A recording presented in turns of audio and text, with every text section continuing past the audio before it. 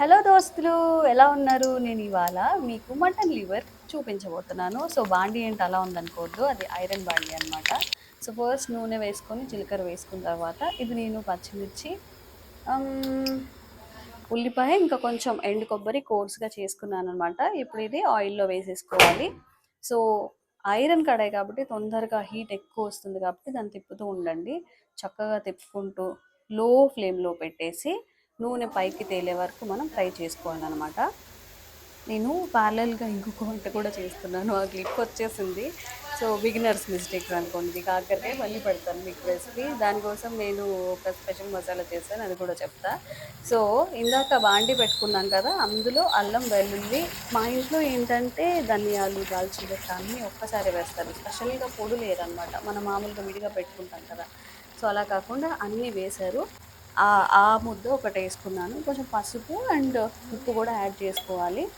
So ఇంకొంచెం ఉంటే అయిపోతుంది. సో లో ఫ్లేమ్లో ఇంకా అలా తిప్పుకున్నా కొంచెం ఓపిక్గా చేసుకోవాలి.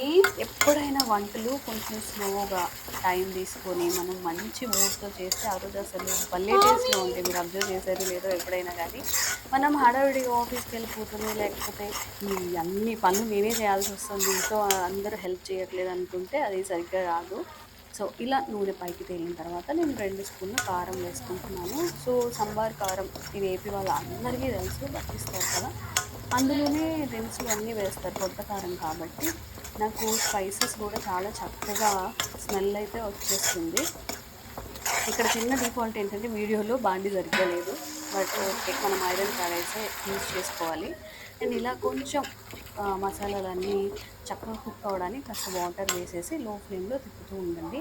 ఇలా నూనె పైకి రావాలన్నమాట. నేను జీలకర్ర పొడి, ధనియాలు స్పెషల్గా వేయలేదు, ఇందాకే వేగిపోయాయి కాబట్టి నాకు వెంటనే అలా వచ్చేసింది. సో మీలో మటన్ ముట్టుకోవడానికి కానీ, చికెన్ ముట్టుకోవడానికి కానీ ఇష్టపడని వాళ్ళు ఎవరు? నేనైతే నంబర్ 1. తినడానికి అయితే తింటాం కానీ అది పట్టుకోవాలంటే అవ్వదు. సో అలా స్పూన్తో మొత్తం వేసేసాను అనమాట.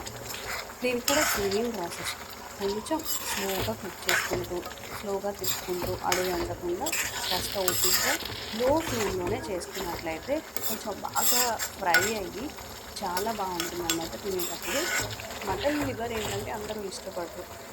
మటన్ లివర్లో సమ్ ఏదో ఉంటాయి, అవన్నీ మనకు వస్తాయి, డాక్టర్స్ తినద్దని చెప్తున్నారు. వన్స్ ఇన్ ఏ వైల్ అయితే ఓకే. సో నాకు ఫైనల్గా ఇట్లా నూనె పైకి తేలిన దాకా నేను ఉంచేసాను అనమాట. చూడండి, మొత్తం నూనె అంతా సపరేట్ అయిపోయింది. సో ఇలా మనం లో ఫ్లేమ్లో చేసుకోవాలి. ముక్కలు కూడా బాగా చూడండి, వీడియోలో కనిపిస్తుంది కదా, కొంచెం బాగా ఫ్రై అయిపోయాయి అనమాట. ఇంకొంచెం వేగాలి, కాస్త దగ్గరగా రావాలి అని చెప్పి నేను ఇంకా చేస్తున్నాను. అండ్ లాస్ట్లో కొత్తిమీరతో గార్నిష్ చేసుకొని తినేయడమే. ఒకసారి ట్రై చేసి కామెంట్ చేయండి మీకు ఎలా వచ్చిందో. Bye bye.